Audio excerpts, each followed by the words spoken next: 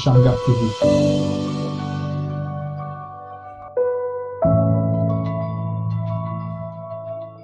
Merci à être très nombreux à nous suivre sur Shamgar TV. Que Dieu vous bénisse. Comme vous le savez, nous sommes toujours ici à Kigali avec le pasteur Jules, là où il est venu pour des réunions. Et nous avons profité justement de faire avec lui quelques interviews. C'est une personne qui a beaucoup offert. Je vous conseille vivement de le suivre. J'aimerais vraiment lui demander de chercher comment avoir même sa propre chaîne YouTube. Parce que je crois qu'il est parmi les gens qui ont beaucoup à offrir. Et quand moi j'ai l'occasion d'être avec lui, comme on dit en anglais, je puise, hein, je puise beaucoup de lui parce qu'il a beaucoup à nous offrir. Et on va faire beaucoup d'interviews. Aujourd'hui, je reviens avec lui pour parler de notre sujet. Pasteur Shalom encore. Shalom. Merci. Encore. Merci. Oui, oui. Merci d'être disposé à nous répondre. Je disais tout à l'heure que vous devrez créer vraiment un compte à vous aussi. Faites-le pour moi. Voilà, on va s'organiser. Malheureusement, Merci. avec la ville, avec l'interférence. Mais je pense que vous devrez, Nous avons un compte YouTube, oui, d'une un manière compte de régulière. l'église. Le vôtre. Le mien, Oui. Parce que vous oui, ça devrez, va venir. je pense que d'une manière régulière, vous devriez offrir des choses aux gens. Ça va. J'aime j'aime, surtout ici, une chose que j'aime beaucoup, c'est juste vos statuts. Quand je vois que vous avez posté, je prends des captures, je relaye ça même. Un jour, j'étais avec un frère que je vais taire le nom, je lui ai donné votre capture. Il a dit ça, c'est qui? Il a dit, c'est pasteur, je n'ai pas accepté. Il m'a dit, c'est qui a écrit ça? Je lui ai dit, non, c'est le pasteur. Je lui ai dit, non, c'est pas possible. Comment ça? J'avais écrit quoi? Le changement de stratégie. Ah, d'accord. Quand vous aviez dit qu'on a beaucoup prêché aux gens qui seront au ciel. Maintenant, ils sont fatigués. On nous a pas prêché la nouvelle naissance. Supportons les dégâts. On a même, nous-mêmes, occasionné Oui, cela. nous avons occasionné les mêmes choses. On avait occasionné cela. Alors, moi, je suis, bon, pas votre fanatique, hein, mais j'aime vous suivre. Merci. Vous méritez mon temps et aussi le temps des autres. Je conseille aux gens qui me suivent de vous suivre vivement. Ça me va au cœur.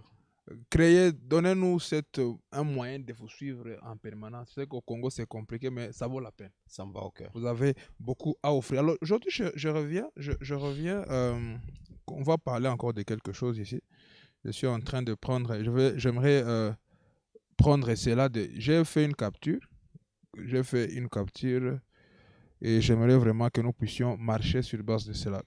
L'autre fois, vous m'avez dit quelque chose. On avait parlé, ceux qui ne le savent pas, on échange beaucoup. Dans les inbox, on échange beaucoup et je gagne beaucoup. Et je suis en train de beaucoup apprendre de lui. Ça vaut la peine. Hein. Vous avez été ici devant nous. Avant nous, ça vaut la peine. Vous aviez dit quelque chose ici, j'aimerais qu'on puisse en parler. Vous avez dit, les erreurs sont la voie de la perfection. Ouais. Et aujourd'hui, je reviens. J'aimerais qu'on puisse prendre un temps. Alors que j'aimerais qu'on puisse parler aux gens à cœur ouvert. C'est ça le principe, parler aux gens à cœur ouvert. Comment est-ce que les erreurs sont la voie de la perfection? On va un peu essayer de mettre les erreurs dans toutes les casquettes de la vie, pas seulement dans le ministère, même dans la vie pratique. Et aussi parler aux gens, leur dire comment. Le pasteur Jules va nous dire comment les erreurs sont la voie de la perfection. Premièrement, comment expliquer que les erreurs sont la voie de la perfection? Euh, J'avais lu, c'était pas un livre, mais un extrait, où quelqu'un avait dit que pour que Shakespeare puisse écrire un poème, il y remplissait tout un panier de papier. Ok, un panier de papier. Oui. Il écrivait, puis il mettait de côté. De papier chiffonné pour avoir un poème. Usain Bolt, les grands coureurs de 100 tous mètres. les temps. Quoi, 100 mètres? 100 mètres. Pour courir pendant 9 secondes, il s'entraînait pendant 4 ans. Wow. Vous comprenez? Avant de sortir sur la scène et prester et démontrer ses capacités, on est derrière le rideau. Et c'est derrière le rideau que les erreurs nous sont obligées, pas permises. Derrière les rideaux. Derrière les rideaux. Il faut les commettre dans la répétition afin de ne pas en commettre dans la prestation. Très bonne chose. Oui. Dieu est le seul qui ne commet pas d'erreur parce qu'il est parfait. Et il est parfait non pas parce que le mot lui suffit, mais parce qu'il est celui qui connaît la fin avant le commencement. Parce que nous sommes des humains, parce que nous ne connaissons pas la fin avant le commencement, nous commettons des erreurs. Pourquoi nous commettons des erreurs? Parce que nous ne voyons pas là où nous allons. Nous voyageons, nous marchons à tâtons. Nous marchons par hasard. Et chaque pas que nous faisons suffit. Mais si nous connaissions où nous allons, nous ne commettrions pas d'erreur. Pas d'erreur, parce que nous connaîtrions la destination. Justement. Nous verrions les chemins. Nous découvririons chaque grain de sable qu'il y a sur le chemin et chaque piège que l'ennemi aurait mis. Dieu nous cache le futur, nous cache l'avenir pour ça. Pour que est celui qui occasionne justement ces erreurs. Afin de nous amener à la perfection. Les erreurs dans la vie d'un homme sont comme un chantier. Je vois un chantier en face de moi. Ne pense pas que comme ils évoluaient, ils n'ont pas démoli ce qu'ils étaient en train de construire. Mais cette maison, qui est déjà achevée, n'est plus un chantier, et vous n'entendrez pas le bruit des marteaux. Il y a le bruit des marteaux, parce qu'on construit. Mais dans la tête de l'ingénieur, il y a un plan fini. Mais ce plan fini, achevé, doit passer par les démolitions, les différents ajustements. Ce sont des erreurs qu'ils commettent, ces maçons, ces ingénieurs, mais en vue d'amener le chantier à la perfection, à la finalisation de l'édifice. Voilà. Et la vie chrétienne, il y a un ingénieur qui l'a construit. C'est le Seigneur lui-même. C'est le Saint-Esprit. Mais il construit cette vie chrétienne en nous, des êtres humains, sujets aux erreurs, qui sont menés des femmes. Dieu sait que nous sommes dans la chair. Et d'ailleurs, c'est une citation que j'aime citer. Frère Branham dit quelque part, Dieu sait que vous êtes dans la chair et ne faites pas semblant. Waouh! Frère Branham dit, il nous appelle à ne pas faire semblant. Oui, il sait que vous êtes dans la chair. Dieu le sait. Il sait. Il connaît nos limites. Il connaît nos faiblesses. Et j'aime ce Dieu-là parce qu'il n'appelle que des faibles. Il n'appelle pas de parfaits. Amen. Il appelle des faibles enfin d'en faire de forts. Amen. C'est un chantier. Dans la prédication, un homme appelé de Dieu, Faubanam dit, Dieu peine. Dieu peine à trouver un homme en qui faire confiance. 30 ans dans le désert pour Jean-Baptiste. 6 mois de ministère. Pour faire sortir de l'homme la sève du monde, Dieu prend du temps. Dieu est conscient de la méchanceté de l'homme. Peu importe qui il est, Dieu est conscient de sa méchanceté. L'unique chose qui fait de l'homme un être important, c'est le Saint-Esprit. Amen. Si Dieu a enlevé le Saint-Esprit de l'homme, l'animal nous dépasserait en valeur. Amen. Le plus vil des animaux est mieux qu'un homme. Faubanam dit, les démons voyaient en Jésus le Christ. Les religieux voyaient en Jésus les démons. Amen. Voyez, le plus vil des animaux est mieux qu'un homme qui n'a pas Dieu. Qui n'a pas Dieu, qui n'a pas le Saint-Esprit. Et Dieu est conscient de ça. Yeah. Et quand Dieu appelle les Lévi pour le servir, il sait qu'il va souffrir. Dieu sait qu'il va souffrir. Dieu souffre. Pour amener Lévi à arriver quelque part. Dieu souffre. Et vous n'allez pas dire à Dieu de prendre Lévi le matin et à midi que Lévi soit parfait. Pas du tout. Il n'a pas ce plan. Même ce monde dans lequel nous vivons, cette terre que nous foulons chaque jour. Frère Branham dit, Dieu a pris du temps, des millions d'années pour placer chaque arbre, chaque chose à sa place. Ça prend du temps. Ne soyons pas pressés. C'est pourquoi j'ai bien dit, les erreurs sont une voie de la perfection. Il faut les aimer. Quand ça arrive, on les reçoit pour ne plus en commettre demain. Vous dites, il faut aimer les erreurs. Quand ça arrive, il faut les apprécier afin de nous amener à la perfection. Il faut les apprécier. Il faut les apprécier. On ne doit pas aujourd'hui se diaboliser, se rejeter soi-même, cette auto-réjection, parce qu'on a commis des erreurs alors qu'on devrait les apprécier. Pourquoi se rejeter? Parce que Jésus a dit, Aimez le prochain comme vous vous aimez vous-même. Alors, on est en train, je dis, une auto. On s'est rejeté. On ne doit pas le faire, c'est un péché de se rejeter. Parce qu'on a commis des Jésus nous oblige de nous aimer et d'aimer le prochain à la mesure d'amour que nous portons pour nous-mêmes. Un homme qui ne s'aime pas, il ira où? Il faut d'abord s'apprécier. Yes. L'homme est conscient de son odeur. L'homme est conscient de ses limites. L'homme est conscient de ses imperfections et il doit les aimer. Yes. Et s'il ne les aime pas, il ne travaillera pas pour ses améliorations. Il faut les aimer. Je sais que je ne suis pas là, mais je ferai un effort pour dépasser là. C'est que la barre doit être placée haute et les exercices que nous ferons, c'est en vue d'arriver au seuil que nous nous sommes placés. Parce que nous savons très bien, il n'y a personne sur cette terre qui peut oser dire qu'il ne sait pas que nul n'est parfait. Nous tous, nous savons que nous ne sommes pas parfaits. De la même manière que je ne le suis pas, le pasteur, je ne peux même pas prétendre que le pasteur Jules est parfait, vu que moi-même, je ne le suis pas. Pourquoi Moi, je le suis. Parfait. Oui. Comment? Parce que c'est un impératif. Jésus a dit, soyez parfaits. Parfait. Comme votre Père. Nous le sommes par procuration vis-à-vis de Jésus. Comment nous devenons parfaits? C'est Dieu qui nous voit parfaits, pas un être humain. Je dis vis-à-vis de nous. Alors, comme c'est Dieu qui nous voit, moi, je peux te voir. Je ne le serai jamais devant toi.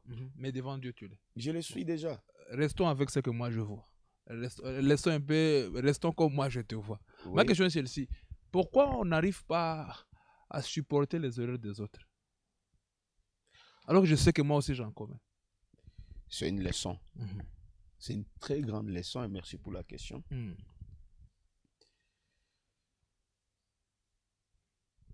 Ça prenait beaucoup de temps.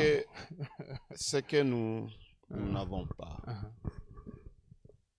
ce qui freine notre évolution, ce qui embrouille nos relations entre humains, c'est l'incompréhension et la tolérance. Voilà. Je venais de prêcher quelque chose dans mon assemblée. L'ordre dans nos relations. L'ordre. Oui. J'ai dit quelque chose que je vais répéter ici. Les frères qui ne se supportent pas entre eux.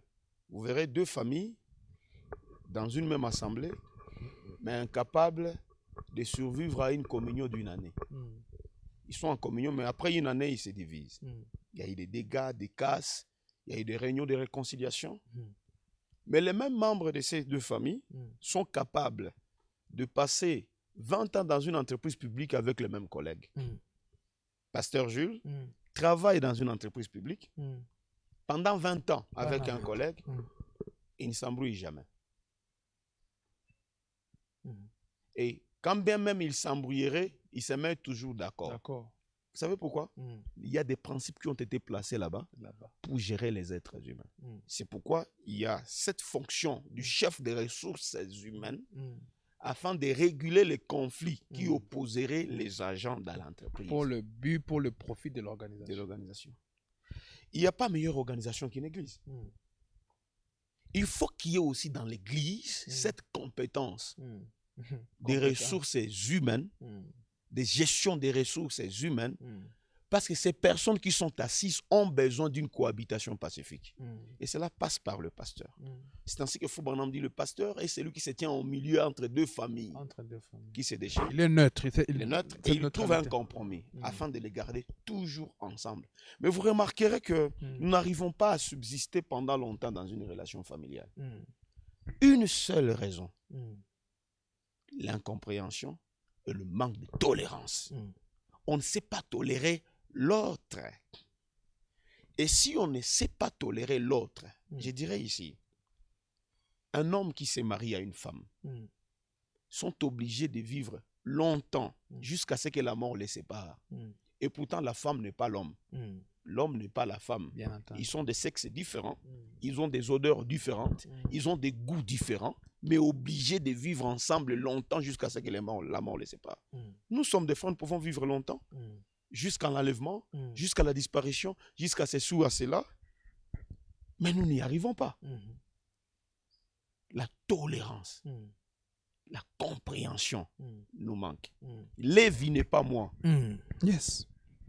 Il s'appelle Lévi, je m'appelle Jules. Il a ses goûts, je le mien. Le problème, c'est lorsque moi, je voudrais imposer à Lévi ce que je suis. Yes. Je dois accepter que Lévi n'est pas moi. Il ne le sera jamais. Jamais. Mais je suis obligé de vivre avec Lévi. Maintenant, il faut se placer des limites, des principes. Et la Bible, c'est un livre riche en principes. Quand Salomon dit, par exemple, ne mettez pas souvent vos pieds dans la maison de votre voisin, C'est de peur qu'il ne se fatigue de vous vous. et ne vous lâche et ne vous haïsse. On n'observe pas ça. La rareté maintient la communion. Wow. La rareté maintient la communion. Je donne des exemples. Et la fréquence détruit. La fréquence détruit la communion, détruit la fraternité. Ça, c'est un principe biblique. C'est un principe. Vous verrez dans le monde, ces grandes stars qui bougent le monde, qui secouent la toile, sont rares. Et c'est pourquoi ils sont longtemps aimés. On les aime pendant longtemps. Parce qu'on ne les voit pas facilement. On ne les voit pas, on ne les approche pas. Ils ont compris ce principe-là. Trop de présence détruit la notoriété. Et Salomon l'avait vu, le sage l'avait vu. Vous voyez, je ne dis pas qu'arriver chez toi à tout moment c'est un péché. Mais voyons ces principes-là. Si vous me recevez maintenant aujourd'hui à Kigali, ou Lévi me reçoit chez lui à la maison, ça fait 5 ans que je n'ai pas vu Pasteur Jules, Caribou, et je suis approché. Vous verrez l'enthousiasme. Cette approche sera chaude, une bonne nourriture à table. Je fais 2 jours. Le jour d'après, la chaleur diminuera. Le jour qui va suivre, mes erreurs vont commencer à être exhibées et Lévi va atténuer sa chaleur envers moi. Là, il faudra que je parte. Si je partais et que 2 mois après, je reviens, Lévi va encore renouveler, ainsi de suite. Voilà. Quand la fréquence diminue, la notoriété reste stable. C'est un principe de vie. La tolérance aussi voudrait que nous comprenions qu'un frère en face de nous est un être humain. Et il peut commettre des erreurs. C'est un être humain accessible. C'est que le diable peut accéder à lui. Le diable était capable de prendre notre Seigneur Jésus, Dieu dans la chair, l'adorable, le soulever sur une haute montagne et lui donner une vision. Il ne sera pas capable de le faire avec moi. Certainement. Il peut m'atteindre. Faut dans le super sens, je crois, il dit et des besoins de ta grâce, car si tu m'abandonnes, Satan me tuera. Ça, c'est faux banam. C'est faux banam. De tous les frères, de tous les êtres humains sur terre, en dehors du Seigneur Jésus, il n'y a jamais eu une personne comme faux banam. Consacré. En dehors du Seigneur Jésus, il n'y a jamais eu une personne comme Frère Branham sur terre. Né par un signe, cerveau constitué différemment de nous, en point digital, ainsi de suite. Tout ce que nous prêchons là, nous connaissons. Mais le diable a accédé à lui. Parce que nous devons comprendre que le diable a accès à tout le monde. Et il peut faire d'un frère quelque chose d'horrible au point que vous allez vous étonner. Mais donnez du temps à cette personne-là. Il va se relever. Dieu a un projet pour chacun de nous. Amen. Et ces projets sont le meilleur. Amen. Voilà. Amen. Amen. Dieu a un projet pour chacun de nous et ces projets sont les meilleurs. Et le pasteur Jules a vraiment fustigé sur la tolérance. Oui, tolérance. On doit être tolérant. On ne se tolère pas. Oui. Pourquoi on ne se tolère pas, pasteur? Pourquoi? Branham était jeune et il sort la nuit, il trouve un jeune comme lui du quartier dans le ravin, dans un caniveau, ivre à mort. Frère Branham. Il le soulève. Il va le mettre sur son lit. Dans la prédication de la plus grande bataille, jamais livré. Il prépare à manger pour cet ivrogne et il prie pour lui. L'histoire nous raconte que c'est là, pendant qu'il priait pour lui, que Nelly Sanders est arrivée, la sœur Nelly, qui venait d'être convertie. Et dans sa conversion, elle est passée quelque part pour aller témoigner comment Christ l'avait visité. C'est qu'elle est partie à un mauvais endroit. Et du coup, un démon s'est incarné en elle et est venu chez le faux Branham pour la délivrance. Branham dit, quand j'ai prié pour Nelly, la chauve-souris est sortie d'elle, un démon comme une chauve-souris, est sorti par la porte, et c'est alors que l'ivrogne a couru. C'est juste un exemple. Branham, le sang qui n'a jamais vécu sur terre en dehors du Seigneur Jésus-Christ, a été capable d'aller prendre un ivrogne du quartier et l'amener dans la maison. Donne-moi un exemple d'un autre frère qui lui ressemble. Pas les pasteurs Jules aussi. Je ne l'ai jamais fait. Ça, je n'ai jamais fait. Ça, je n'ai jamais fait. Et ceux qui me suivent ne l'ont jamais fait. Branham l'a fait. C'est pourquoi il est le modèle que Dieu a placé au-devant de nous afin que nous le suivions. Par excellence. Par excellence. Branham recevait des gens chez lui. Et vous savez, les sœurs, trop de fréquence aussi, trop de présence, elles n'aiment pas. Meda aussi n'aimait pas beaucoup que les frères dérangent. Et Branham avait compris que la sœur Meda était déjà dérangée dans son esprit. Il ne s'est pas retourné pour la blâmer. Il l'a suivi. Il a fait des petites blagues pour la détendre. Meda pouvait être emporté par la colère. Branham l'a suivi à la cuisine pour l'aider à laver les assiettes. Là, il ne pouvait pas tonner sur elle. L'exhortation n'avait pas sa place là.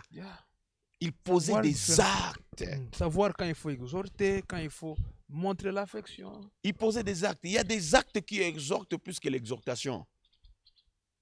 Et nous ne posons pas des actes. Les écritures sont bonnes, mais les utiliser, ça peut tuer. Les utiliser mal, ça peut tuer. Il y a des bonnes écritures que nous utilisons très mal. À cet endroit ici, je n'exhorte pas. Voilà. Un enfant qui a l'âge de l'adolescence, vous le menacez en public, vous le tuez. Rebecca revenait toujours, souvent en retard. Quand elle avait atteint l'âge d'être aimée et tout, elle avait des amis, un petit ami, ainsi de suite, elle revenait en retard. Et Meda, avec sa manière de s'attaquer aux gens, s'est attaqué à Rebecca. Et l'a frustrée. Et mais Meda n'avait pas empêché que Rebecca puisse toujours revenir en retard. L'ange du Seigneur venait dire à Frère Branham, Meda dit à Meda qu'il va détruire sa fille. Dis-lui de faire ceci. Quand Rebecca va rentrer, qu'elle apprête la table. Qu'elle l'approche avec amour et élégance. Qu'elle l'embrasse et qu'elle ne lui dise rien. Qu'elle change de manière et va la transformer. Branham a dit ça à Meda. Il dit, l'ange me dit que tu feras ça, ça, ça, ça. Rebecca rentre en retard, elle frappe et trouve déjà la table prête. Maman l'approche à table. Chérie, viens, Angie. Tu as traîné, ça va, avec douceur et tout. L'enfant a commencé à pleurer. Elle a commencé à pleurer. Elle-même a commencé à révéler des choses qu'elle a faites dehors. Pas de mauvaises choses, bien sûr. Mais elle s'est remise. Par une attitude, par une affection dégagée, par un acte posé. La tolérance. C'est la tolérance qui nous tue. Ces mêmes frères qui ne sont pas capables de tolérer leurs frères dans les églises, tolèrent leurs ivrognes dans leur famille. Dans ces familles-là, des frères qui ne tolèrent pas les autres dans les églises, il y a des ivrognes, il y a des fumeurs de chanvre, il y a des filles qui avortent. Mais on tolère. Et on couvre. Et nous ne les savons même pas. Nous ne les savons même pas. Même. Ils ne racontent même pas ces histoires-là. Parce qu'ils vous diront, la famille est sacrée. Voilà. Donc c'est l'église qui n'est pas sacrée alors. Ah voilà. C'est que eux ne savent pas que la famille à l'église est plus sacrée que la famille physique, charnelle.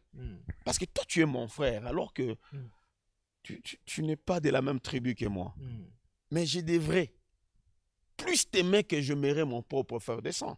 Parce que le message qui nous unit a une puissance terrible. Amen. Mais les frères ne sont pas capables de se tolérer entre eux. Parce que tous les frères veulent que tous les frères les ressemblent. C'est que moi, je ne crois pas.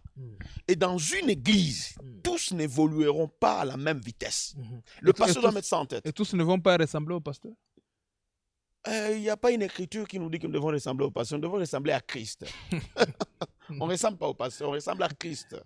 Seulement, le pasteur doit se mettre en tête que toutes les brebis qu'il a sous sa surveillance et sous sa conduite n'évolueront pas à la même vitesse. C'est ainsi que le traitement de leur dossier sera aussi différent. Vous comprenez? Une brebis qui a cru il y a 2 mois, il n'a pas la même capacité de vivre la parole qu'une brebis qui a cru il y a 5 ans. Ça, c'est vrai. Parce que les épreuves sont différentes. Et Dieu les construit de la manière différente dans le temps. Quand je serai en face d'une brebis qui est tombée et qui vient de croire, je n'aurai pas la même attitude qu'en face d'une brebis qui a cru il y a 10 ans. C'est vrai. C'est que dans la même bouche, il ne viendra pas deux mots différents, mais il viendra une parole, mais avec deux facettes. Voyez, à celui-ci, je serai doux. Je frapperai, mais avec douceur. À cela, je frapperai avec rigueur. Toi, tu as fait 10 ans et ceci, tu peux encore se retrouver chez toi. Mais à celui-ci, je sais que si je frappe fort, il peut être blessé et partir. Mais je lui montrerai les dangers qui le guettent. Il est un enfant. Un enfant qui naît, on ne va pas lui obliger de marcher. Oui, pas du tout. Mais un papa qui marche et qu'on trouve en train de ramper, on frappe. Mon frère, c'est pas normal. C'est pas normal. Toi, tu es papa, tu marches. Mais pourquoi tu rampes? Mais un enfant qui rampe ne peut pas marcher. Comprenez que quand il va commencer à marcher, il tombera une fois, deux fois, trois fois. Frère Branham dit, Billy Paul, quand il le faisait, je ne le frappais pas. Je lui tenais par la main et je l'aidais à avancer. Mais nous n'avons pas cette vision naturelle dans l'église. Pour comprendre qu'il y a des enfants de 2 mois, de 2 ans, de 5 ans, il y a des adultes de 10 ans, de 20 ans, de 30 ans. Et on les traitera différemment selon leur âge dans la parole. Yes.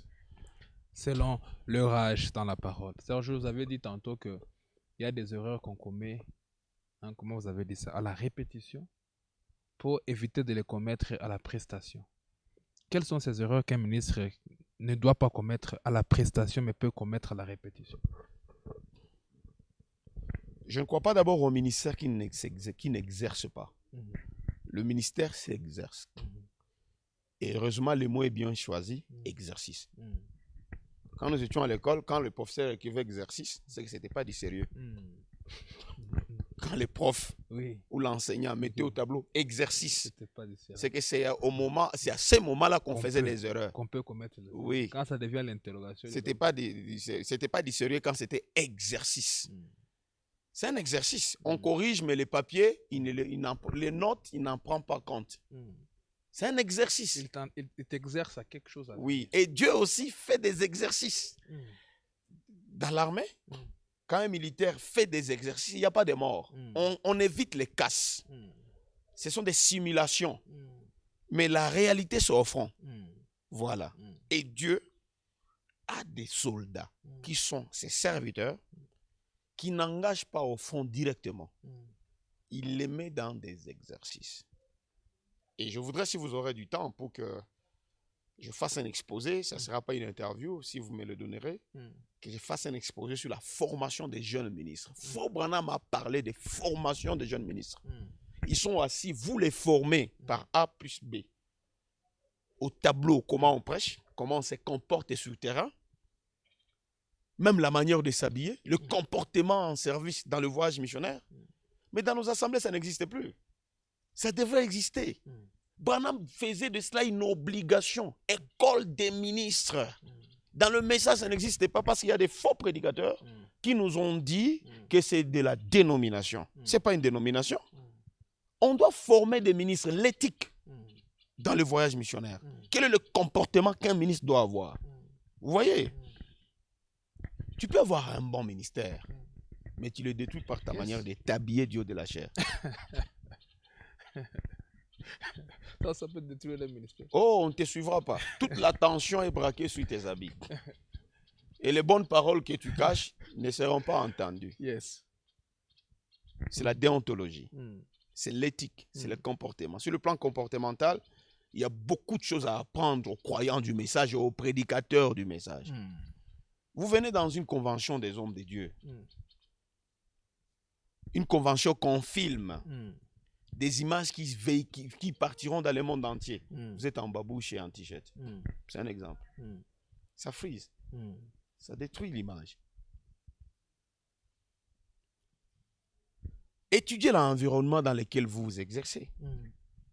Étudiez l'environnement. Où est-ce que vous prêchez? Faites une étude du milieu avant de poser votre produit. Yes. Étudiez le comportement de ces gens-là qui vont vous consommer. Yes. Qui sont-ils? Qu'aiment-ils?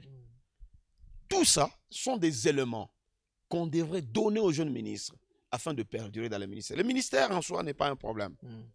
Mais être ministre pendant longtemps, c'est ça le problème. Le ministère n'est pas un problème.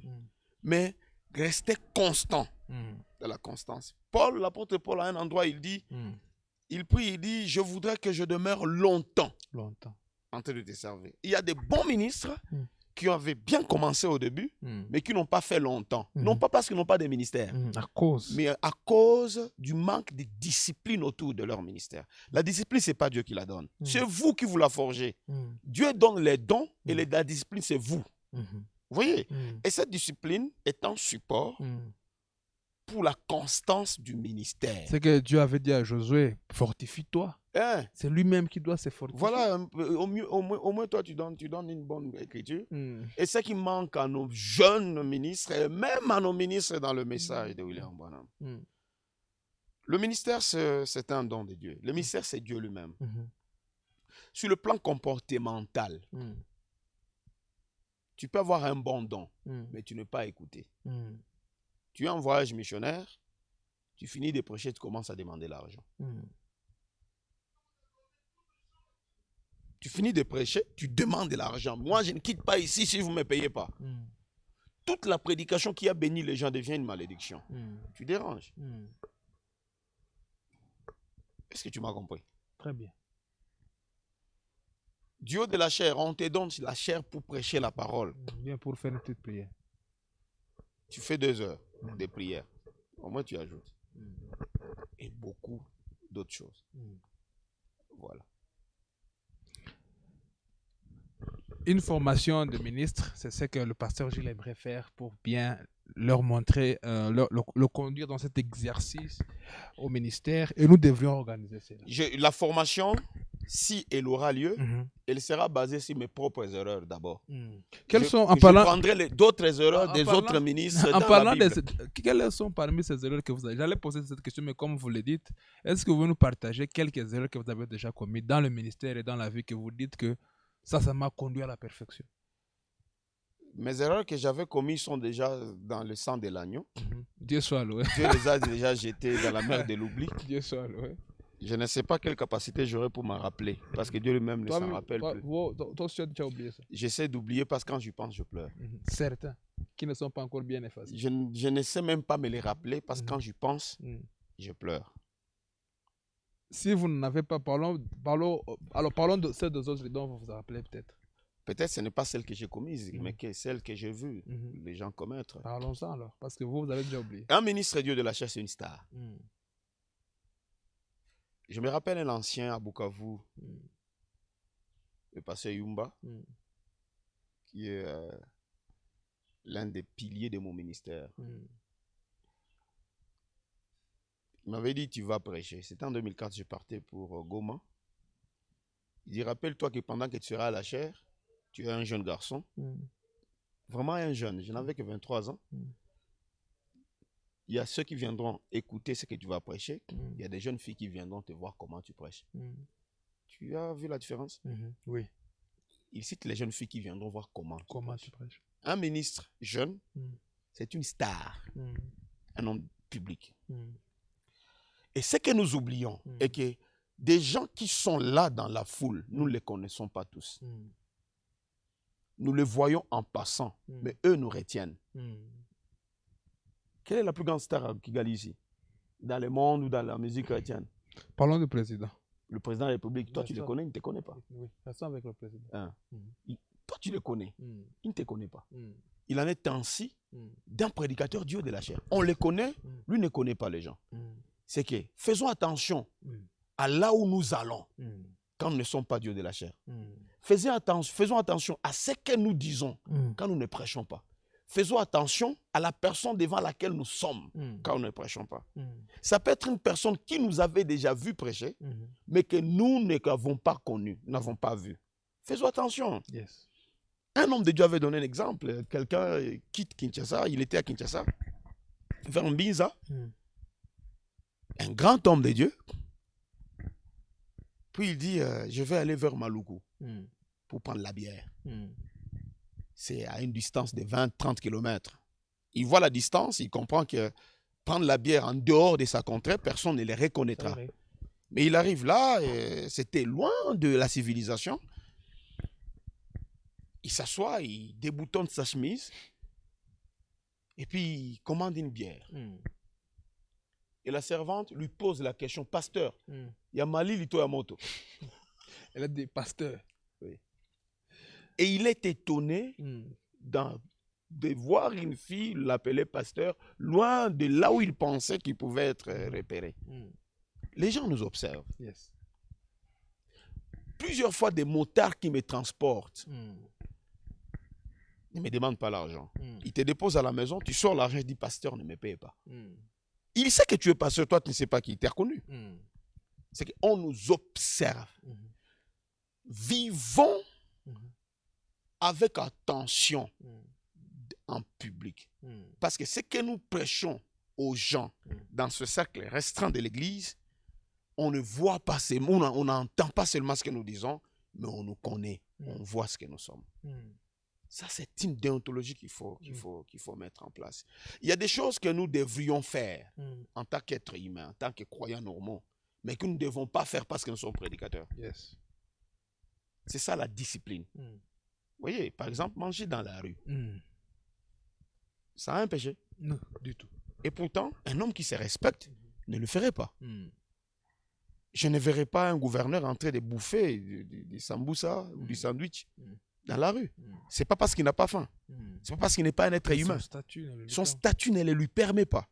Un ministre, on nous appelle ministre de Dieu. C'est que nous sommes dans un gouvernement au sommet duquel il y a un chef qui est Jésus-Christ et nous sommes ses adjoints. Dans son gouvernement, c'est nous qui administrons, c'est nous les ministres. Nous avons une autorité au-delà de ce que nous pensons. C'est qu'il y a un comportement qui doit nous environner, une certaine attitude, une certaine noblesse. Et il ne faut pas oublier ça. Et j'ajoute ici, les dénominations l'ont compris. Les pentecôtistes comprennent ça. Il peut ne pas avoir la chose, comme nous disons là. Il n'a pas la chose. Une foule nombreuse, on les respecte. Les gens autour de lui ont de la crainte, ont du respect, de la considération envers lui. Non pas parce qu'il prêche bien, mais parce qu'il a une discipline qui s'est lui-même construite autour de lui-même et ça a tenu. Voilà, ça manque. On est n'importe quoi, on est le monsieur tout le monde. Oui, on dit n'importe quoi aussi. Ce n'est pas bon.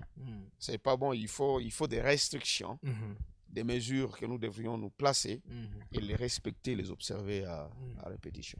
À répétition, parce que nous sommes en train de parler des erreurs. Nous sommes en train de parler des erreurs dans notre vie courante, et les erreurs que nous commettons comme des êtres humains, mais surtout comment nous n'arrivons pas à tolérer les autres. Vous avez très bien signifié cela, je vous remercie. Alors nous sommes en train d'aller justement pour clore cette partie, parce que j'aimerais que nous puissions nous concentrer sur un sujet pour l'exploiter au maximum au lieu de toucher beaucoup de points. Et j'aimerais vous poser cette question en train de conclure notre émission. Si vous pensez que si c'était à refaire, vous commettrez les mêmes erreurs? Est-ce que ce sont les erreurs que vous avez commises qui vous ont fait ce que vous êtes aujourd'hui? Il y a des erreurs que je regrette. Hein. Et je me dis, si c'était à refaire, je ne voudrais pas passer par ce chemin-là. Je ne voudrais pas dire ça, faire ça. Voilà. Ce qui nous amène à penser à ces choses, c'est lorsque nous considérons l'utilité que les gens en face de nous nous donnent ou qu'ils donnent à notre ministère. Et nous nous disons, si ce genre d'erreur n'était pas commise, ils seraient nombreux à nous écouter. Vous comprenez? Les erreurs que nous commettons blessent, déçoivent, perdent même les gens. Comme l'apôtre Paul dit, il y a parmi cette foule ici, des gens qui sont capables de sortir leur œil pour me les donner si j'en manquais un. Il y a des gens qui sont capables de se couper la tête si nous n'avions pas une pour nous en donner.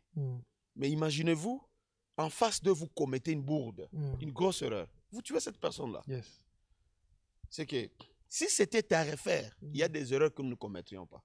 Par exemple, moi, si c'était à refaire, je n'aimerais qu'une seule fois ma femme, une femme, pour l'épouser. Vous voyez? Parce que je vais conseiller à nos jeunes ministres ici.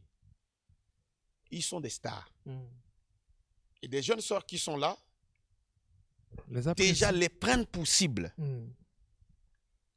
Et ils ne vont pas échapper. Je voudrais que nos jeunes ministres qui sont appelés aujourd'hui évitent au maximum les réseaux sociaux.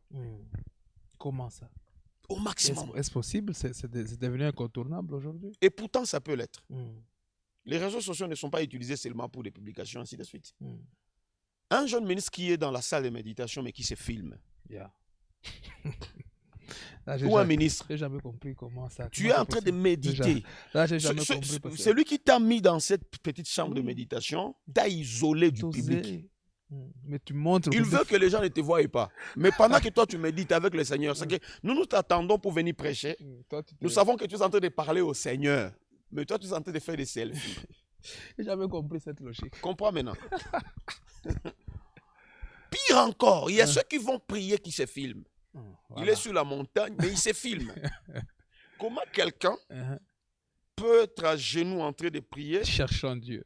Cherchant Dieu. Il est à genoux, mais il y a des photos qui sortent. C'est qu'il a dit à une personne à côté de lui, prends-moi une photo pendant que je suis à genoux. Tu vois, ça manque du sérieux. Il n'y a pas du sérieux, il n'y a pas un engagement. Il n'y a pas un engagement, c'est que... Il n'y a pas de rareté. Il n'y a pas un engagement dans ce que nous faisons. Il y a trop de légèreté. C'est pas sérieux. Il y a trop de légèreté. Priez pour moi, dans peu de temps, je vais monter à la chair. Wow. C'est que l'intention n'est pas que vous bénissiez mais les gens. Que vous nous montriez, en fait. Que vous épatiez. C'est qu'on médite pour les épater. On prie pour épater. Et Dieu n'est pas dans du cosmétique. Il n'est pas dans les dehors là. Dieu n'est pas dans ça. Que les hommes le voient. Dieu n'est pas dans ça. Et très souvent, nous pensons que parce que les gens ont beaucoup dit Amen, qu'ils ont été bénis. Non, non. Ils ont dit Amen aux choses que vous avez dites qui les plaisent. Vous avez cherché des éléments qui vont plaire. C'est pourquoi ils ont dit Amen. Et nous pensons que parce qu'ils ont tous dit Amen, il y a eu de la chaleur, les gens ont été bénis. Non. Il y a des salles qui ne sont pas chaudes, qui ne sont pas enthousiastes. Elles sont calmes parce qu'elles sont touchées. Il y a un auditoire qui est calme, doux, parce qu'il est touché. Parce que des choses que vous leur dites sont profondes. Amen. Ne vous fiez pas aux acclamations. On peut t'acclamer pour se débarrasser vite de toi. Prêche vite et pas. Hey. Mais il y a un autre endroit, les gens sont calmes, ils sont touchés. Ils ne disent mot, mais ils sont touchés. Et ça, nous ne cherchons pas. Nous ne cherchons pas l'édification. Nous cherchons les acclamations. Et épater. Et épater. Si c'était à refaire, voilà les choses que je ne ferais pas. Et vous l'avez aussi fait? Mais ce sont des moments... À votre manière, peut-être. Ce sont des moments qui nous sont arrivés très souvent lorsque nous ne savons pas maîtriser le succès. Foumanam dit, l'important, ce n'est pas gagner une guerre, mais c'est maintenir la victoire pendant longtemps. Il donne un exemple de Pearl Harbor. Je ne sais pas si je vais bien dire ça, je ne suis pas un anglophone. Les Américains avaient vaincu les Japonais. Dans cette euphorie de victoire, ils commençaient à se saouler. Ils ont pris les femmes, ils se sont saoulés, ils ont fait la fête.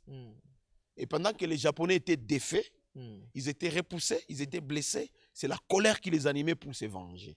Ils sont revenus, ils ont retrouvé les Américains en train de fêter la victoire. Ils les ont décimés. Quand une victoire est éclatante, et qu'on ne sait pas la gérer, ce qui arrive après, c'est la chute. Vous verrez que très souvent des assemblées, après leur dédicace, tombent dans le péché. Très souvent. Faites une évaluation. Beaucoup d'assemblées, après la dédicace, se divisent. Parce que la victoire est éclatante. On n'a pas su. La joie est grande, mais on n'a pas su gérer la victoire. Le maintien, c'est que la constance de cette victoire-là, c'est ce que nous ne savons pas. Et beaucoup de jeunes tombent dans ce piège. On les acclame. Des gens leur envoient des messages. Tu es excellent. Docteur comme toi, il n'y en a jamais eu. Quand il apprend ça, tu es la relève. C'est toi la relève. C'est d'ailleurs. Toi qui avais manqué. D'ailleurs, dans cette église-là, je trouve que ta place n'est plus là. Toi, quand tu prêches, même le pasteur ne t'arrive pas à la cheville. Tu vois pas que quand tu prêches, tu mets tout le monde debout. Il va oublier que le pasteur, son rôle n'est pas seulement de prêcher. Dans le rôle du pasteur, la prédication ne prend que 20%. Le pasteur, 80% de ses actions, c'est la gestion des gens, des problèmes, et qui n'est pas Dieu de la chair. Vous voyez? Mais les jeunes prédicateurs, quand ils montent, ils épatent. Et des fanatiques autour de lui montrent que sa valeur est au-delà de ce que le pasteur représente. c'est toi.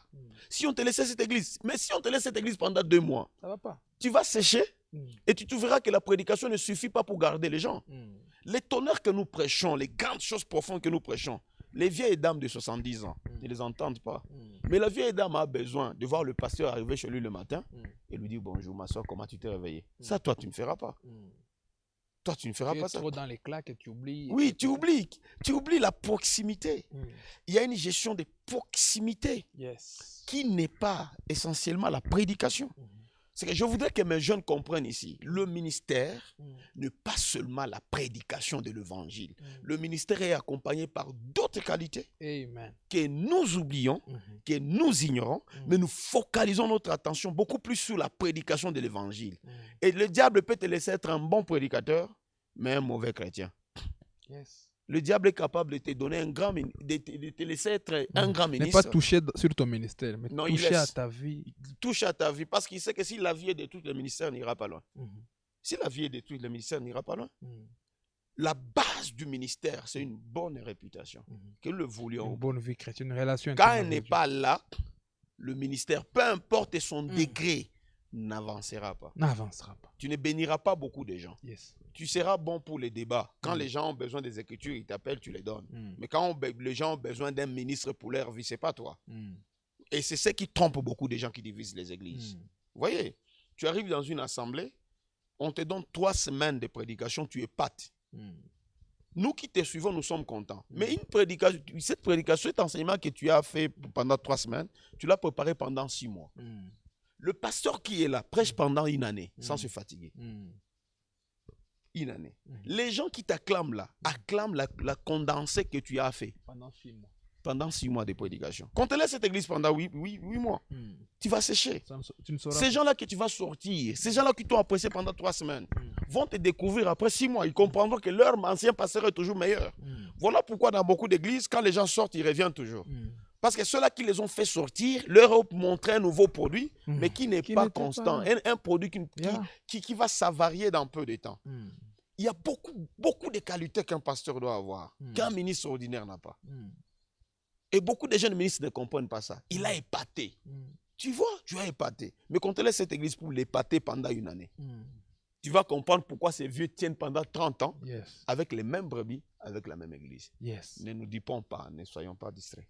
Ne soyons pas distraits. Pasteur Jules, aujourd'hui, il y a beaucoup de programmes à faire. On va clôturer par ici. Parce que si nous nous mettons à continuer, on va risquer d'enfreindre à d'autres programmes. Mais un peu de mots, je conseille aux jeunes ministres de vous approcher. Vous êtes disposé à les accueillir et à les encadrer dans le... Je peux apporter une pierre à côté de celles que leurs pasteurs auront mises, sans pour autant détourner leur attention. Nous n'avons pas besoin d'avoir des gens qui nous suivent. Mais Dieu m'a donné grâce, m'a fait grâce de voir un peu ces petits côtés-là et comprendre que nous pouvons former. Il faut une formation. On vient avec des carnets, le tableau est là, on écrit. Point A, point B, rentrez à la maison, revenez demain. On forme ceux qui sont ministres. On les largue sur le terrain pour la réussite. Pour la réussite. Oui. J'aime comment vous avez dit qu'on ne doit pas ressembler au pasteur, mais ressembler à Christ. Aujourd'hui, d'abord. Aujourd'hui, on n'a pas ça. On n'écoute pas trop. C'est là la prochaine émission qu'on va faire. Qui doit-on ressembler? Oui, qui doit-on ressembler? Si le pasteur a la haine, Christ n'a pas de haine. Vous allez avec tout le monde et pourtant Christ n'est pas là. C'est ça. Oui. Que Dieu bénisse.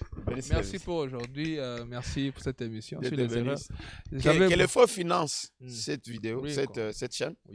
Parce que nous allons accepter ça. Nous avons vraiment besoin que ça aille de l'avant, que ça pousse. Et que les vies voyagent aussi. Oui. Il faudra, nous n'aurons pas toujours l'occasion de venir à Kigali. Oui, j'ai déjà été à Goma, je suis venu à Goma. Oui, va aussi à Kin. Je vais aller. Va à Kinshasa, à Bukavu. Quand les frères vont financer, j'y vais. Ils vont financer. Dieu soit et le Seigneur lui-même va le faire. Merci beaucoup. Et Dieu te bénisse. Parce que Dieu te bénisse. Amen. Prions pour ces jeunes avant de partir. Que Dieu les aide, que Dieu justement puisse être le point focal de tout ce qu'ils font. Seigneur Jésus, nous avons un défi à relever. Nous avons un monde à gagner. À toi. Nous avons aussi un ciel où aller. Nous voulons sur terrain de ministres frais qui viennent de la formation et de l'école de Christ. Des gens qui ont appris au pied du Seigneur pour aller partout dans le monde et prêcher l'évangile. Pierre avait appris au pied de Gamaliel. Timothée avait appris, Paul avait appris au pied de Gamaliel. Timothée avait appris au pied de Paul, ainsi de suite. On doit former par l'Esprit pour que nos jeunes, nos ministres, nous tous, Seigneur, Amen. nous soyons des représentants légaux sur terrain pour toi. Amen. Bénis cette chaîne encore une fois. Amen. Donne des moyens à notre frère Lévi Amen. pour que cette chaîne bénisse les multitudes qui suivront. Nous abandonnons la journée entre tes mains et je bénis les ministres qui suivront cette émission afin que les quelques paroles qui sont sorties de ma bouche les édifient. Au nom de Jésus-Christ. Amen. Amen. Merci. Soyez connectés. Abonnez-vous massivement et que Dieu vous bénisse richement. Shamgar TV.